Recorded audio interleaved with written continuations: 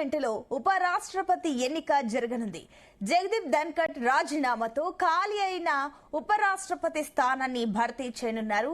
ఈ పదవి కోసం ఎన్డీఏ అభ్యర్థి సిపి రాధాకృష్ణన్, విపక్షాల ఉమ్మడి అభ్యర్థి జస్టిస్ బి సుదర్శన్ రెడ్డిలు పోటీ పడుతున్నారు. అయితే అధికార ఎన్డీఏకు పూర్తి మెజారిటీ ఉన్నప్పటికీ జాగ్రత్తగా వ్యవహరిస్తోంది. పార్టీలకు అతీతంగా ఎంపీలు ఓటు వినియోగించుకోవాలని విపక్ష అభ్యర్థి ప్రచారం చేయడంతో అటు ఉపరాష్ట్రపతి ఎన్నికపై ఉత్కంఠ నెలకొంది.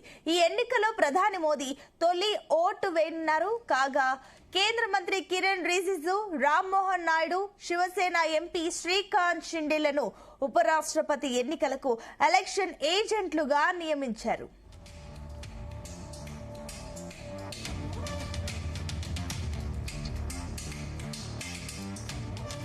ఇదే అంశానికి సంబంధించి మరిన్ని డీటెయిల్స్ మా చీఫ్ న్యూస్ కోఆర్డినేటర్ రాధాకృష్ణ అందిస్తారు. Radhakrishna, good morning. Good morning Sunitha. ఉపరాష్ట్రపతి ఎన్నికకు సంబంధించి మొత్తం సర్వం సిద్ధమైందని చెప్పవచ్చు. సో కేంద్ర ఎన్నికల సంఘం ఈ యొక్క ఎన్నిక కోసం అన్ని ఏర్పాట్లు చేసింది. సో గత కొద్ది రోజుల క్రితం అనారోగ్య కారణాల రీత్యా జగదీప్ ధన్కర్ ఉపరాష్ట్రపతిగా ఉన్నటువంటి జగదీప్ ధన్కర్ రాజీనామా చేశారు. సో రాజీనామా చేయడంతో ఉపరాష్ట్రపతి కాలేని వెంటనే ఎన్నికల సంఘం కూడా ఎన్నికల ప్రక్రియను మొదలుపెట్టింది.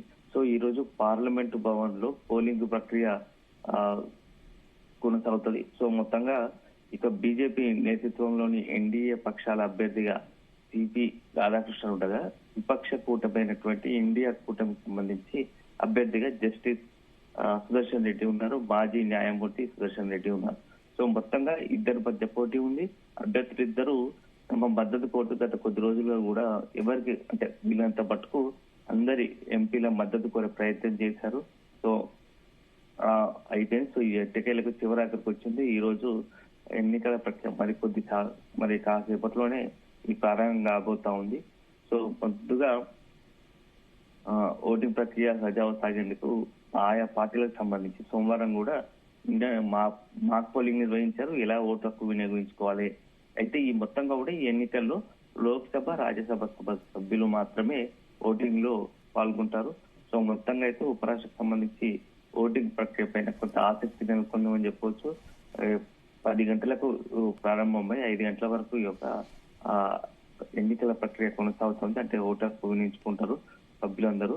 సో పార్లమెంట్ హౌస్ వసదాలోని రూమ్ నంబర్ F101 లో ఈ పోలింగ్ జరుగుతుంది. 6 గంటల వరకు 6 గంటలకు మొత్తం కూడా ఎన్నికలకు సంబంధించి కౌంటింగ్ ఉంటుంది. కౌంటింగ్ అనంతరం ఫలితం వెల్లడిస్తారు.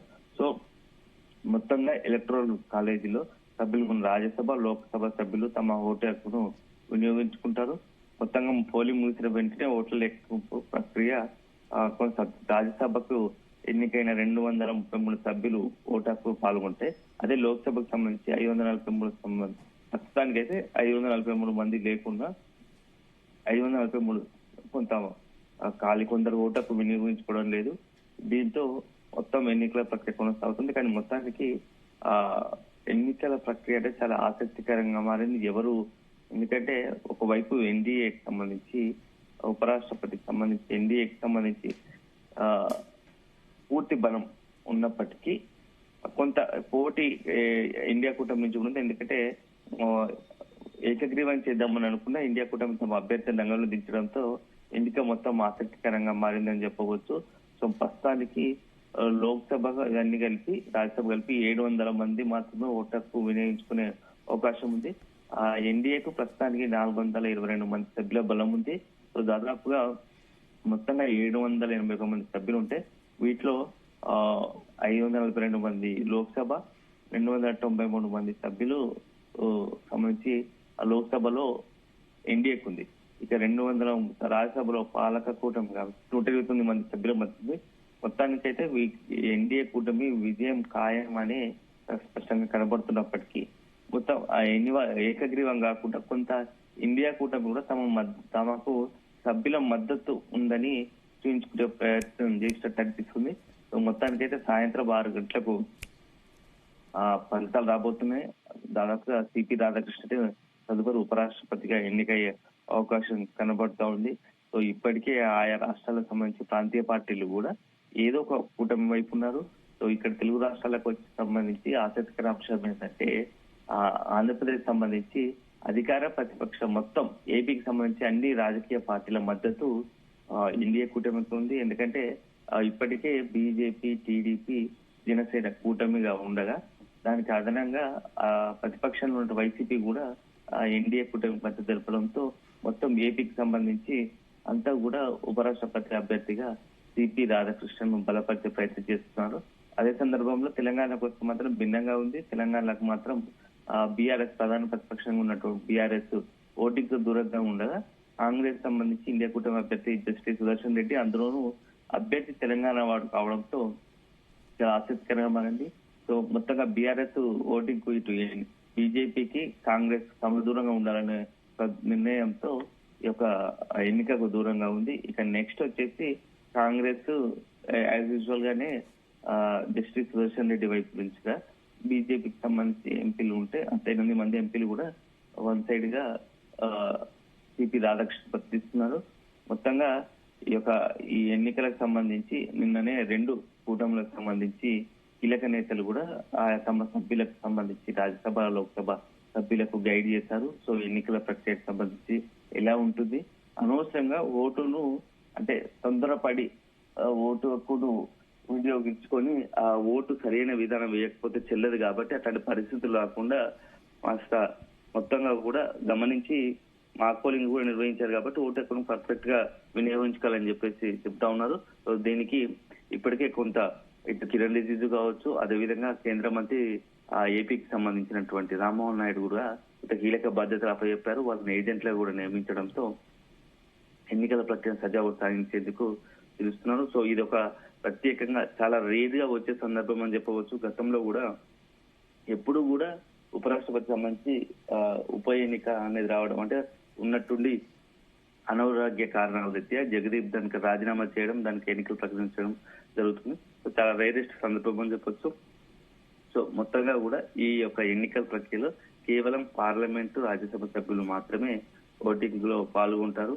సో ఏక బదిలీ ఓటు పద్ధతి ద్వారా ఈ యొక్క ఉపరాష్ట్రపతి ఎన్నిక జరుగుతుంది. అంటే ఎంపీ బ్యాలెట్ పత్రంపై ఉన్న అభ్యర్థులకు తమ ప్రాధాన్యత క్రమాన్ని కేటాయించాల్సి ఉంటుంది. బ్యాలెట్ పత్రాలపై ఎందుకంటే ఇద్దరే రంగాల్లో ఉన్నారు కాబట్టి 1 or 2 1 అని రాయాలి, లేదంటే 2 అని రాయాలి. తమ అభ్యర్థి ఎవరు అనేది, ఎవరు మద్దతు ఇస్తున్నాం అనేది 1 లేదా 2 ఆ నంబర్ పైన సూచిస్తూ రాయాల్సి వస్తుంది. సో సాధారణ ప్రక్రియగా ఉంటుంది. చాలా సింపుల్ గానే ఉన్నప్పటికీ కొంత ఎంపీలు కన్ఫ్యూజ్ అయ్యే అవకాశం ఉంది కాబట్టి ముందు జాగ్రత్తగానే మాక్ పోలింగ్ కూడా నిర్వహించారు. సో లెక్కింపులు ఉండవు. ఉపరాష్ట్రపతి మొత్తంగా కూడా అంతా అయిపోయిన తర్వాత ఒక్కడేసారి సభలోనే 6 గంటలకు ప్రకటిస్తారు. అధికారికంగానే ఉపరాష్ట్రపతికి సంబంధించి ఎవరు ఎన్నికైన అనేది.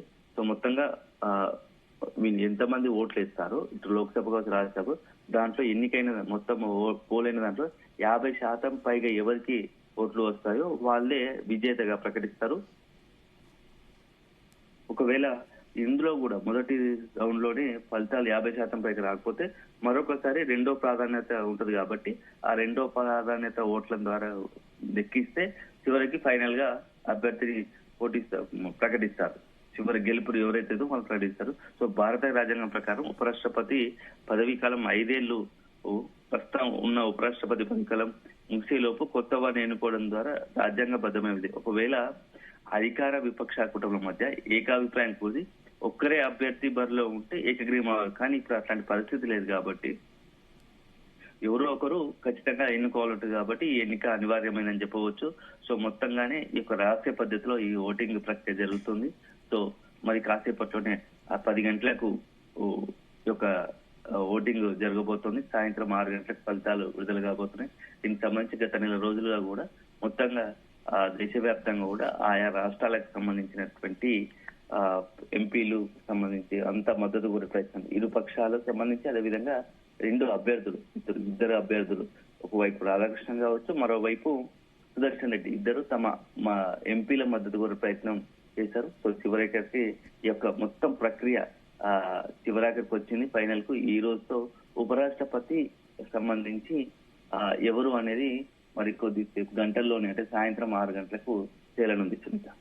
అయితే రాధాకృష్ణ, ఇప్పుడు ఇండియా కూటమి నుంచి ఏదైతే అంత బలం కనిపించకపోయినా కూడా ఇండియా కూటమిలో ఆ కాన్ఫిడెన్స్ కనిపిస్తుంది. మరోపక్క అటు రీసెంట్ గా అమిత్ షా చేసిన కమెంట్స్ కూడా చూస్తుంటే ఎన్డీఏలో కాస్త నమ్మకం ఏమైనా సన్నగిల్లిందా, బలం ఉన్నప్పటికీ ఏమైనా సన్నగిల్లిందా అన్న కన్ఫ్యూజన్ కూడా మనకు కనిపిస్తుంది. సో ఎందుకు ఇండియా కూటమి ఇంత కాన్ఫిడెంట్ గా ఉంది? ఏమైనా క్రాస్ ఓటింగ్ జరిగే అవకాశాలు ఉన్నాయా? ప్రస్తుతానికి స్పష్టమైన ఒక సంఖ్యాబలము ఎన్డీఏ అభ్యర్థి సంబంధించి రాధాకృష్ణన్కు ఉంది. ఇండియా కూటమి రంగంలో దించడం తర్వాత, ఎందుకంటే మీరు ఆర్ఎస్ఎస్ భావజాలం ఉన్న వ్యక్తిని సిద్ధాంతపరంగా మీరు అందరికీ, అంటే దేశ ప్రజల్లో అందరికి కూడా ఆ అభ్యర్థిని నిలబడాలి. కానీ మీరు ఒక వర్గానికి కొమ్ము కాసినట్టుగానే ఆర్ఎస్ఎస్ భావజాలం ఉన్న వ్యక్తిని మీరు రంగంలో దించడం వల్లనే మేము పోటీలోకి మరొకరిని దించుతున్నామని చెప్పేసి మొదటి నుంచి కూడా ఇండియా కూటమి చెప్తా ఉంది. సో మీరు కనుక అందరికీ అనువుగా ఉండేటువంటి అభ్యర్థిని రంగంలో దించితే మేము కూడా ఖచ్చితంగా మద్దతు ఇచ్చే వాళ్ళం, ఎన్నిక ఏకగ్రీవం అయ్యేది. కానీ మీరు అలాంటిది కాకుండా ఉపరాష్ట్రపతికి సంబంధించి ఇందులో కూడా రాజకీయ కోణంలో ఆలోచించారు కాబట్టి మేము కూడా అటువైపు ఆలోచించి అభ్యర్థిని రంగంలో దించాము అని చెప్పేసి ఇండియా కూటమి చెప్తా ఉంది. సో ఇప్పటికీ బీజేపీకి అదేవిధంగా ఎన్డీఏ కూటమికి స్పష్టమైన ఆధిక్యం ఉన్నది. ఎందుకంటే లోక్సభలో రాజ్యసభలో మెజార్టీ ఉంది.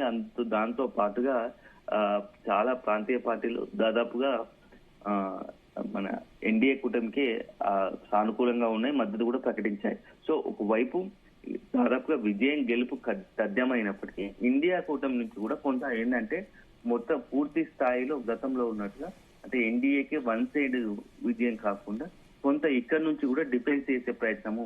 ఎందుకంటే ఎన్డీఏకి సంబంధించి కావచ్చు, బీజేపీ తీసుకుంటున్న నిర్ణయాలను మేము కొంత వ్యతిరేకించాలి, మరీ వన్ సైడ్ గా వెళ్ళిపోకూడదు అనే ఒక ఉద్దేశంతో తమ అభ్యర్థిని రంగంలోకి దించామని చెప్పేసి కూడా తెలుస్తోంది. ఎందుకంటే చాలా సీరియస్ గా తీసుకున్న ఎన్నిక అని చెప్పవచ్చు.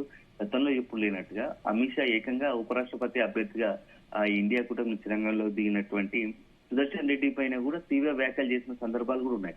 ఇటువైపు నుంచి కూడా అతను ఆర్ఎస్ఎస్ అభ్యర్థి అని చెప్పేసి వ్యక్తిగతంగానే రాధాకృష్ణన్ ను టార్గెట్ చేస్తే ఇండియా కూటమి సభ్యులు, ఇండియా కూటమి తరఫున, అదే సందర్భంలో అమిత్ షా లాంటి కేంద్ర హోంశాఖ మంత్రి సుదర్శన్ రెడ్డిని కూడా మావోయిస్టులకు రెండు భిన్న సిద్ధాంతాలకు సంబంధించి మావోయిస్టుల కొమ్ము కాశాడు. ఈ రోజు మావోయిజం ఇంకా ఇంత బలంగా ఉండడానికి కారణం కూడా ఒక రకంగా జస్టిస్ సుదర్శన్ రెడ్డి అని చెప్పేసి కూడా అమిత్ షా లాంటి నేత మాట్లాడాడంటే రెండు భిన్న సిద్ధాంతాలకు సంబంధించి ఒకరికొకరు పొంతన లేక ఉండడం వల్లనే ఈ ఎన్నిక అనివార్యమైంది. సో ఎవరి వారికి మద్దతు ఇచ్చుకునేది ఎవరి వారు సమర్థించుకునే విధంగానే అభ్యర్థుల రంగంలోకి దించి చివరాఖరకు ఎన్నికలకు సిద్ధమయ్యేట్టు తెలుస్తుంది. ఏదేమైనా అల్టిమేట్ గా సభ్యులు తమ పార్టీకి సంబంధించి ఏదైతే విప్పు జారీ చేస్తారో ఆ పార్టీకి ఇచ్చినటువంటి అనుబంధంగానే పార్టీ నిర్ణయం మేరకే ఆ సభ్యులు కూడా లోక్సభ కావచ్చు, రాజ్యసభ సభ్యులు కావచ్చు తమ ఓటు హక్కుని వినియోగించుకుంటారు. కాబట్టి దాంట్లోనే దాదాపు ప్రస్తుతానికి 400 పైగానే ఎన్డీఏకు 430 మందికి పైగానే ఎన్డీఏ అభ్యర్థికి రాధాకృష్ణకు పూర్తి స్థాయిలో మద్దతు ఉంది. రాధాకృష్ణన్కు సో దాదాపు గెలుపు ఖాయం. అదే సందర్భంలో కొంత ఇండియా కూటమి నుంచి కూడా ప్రస్తుతం ఉన్న పరిణామాల నేపథ్యంలో వాళ్ళు కూడా కొంత ఎన్డీఏ పూర్తి స్థాయిలో గెలుపు ఒక సైడ్ కాకుండా కొంత నిలువరించే ప్రయత్నం చేశారని చెప్పవచ్చు. Right Radhakrishna, thank you.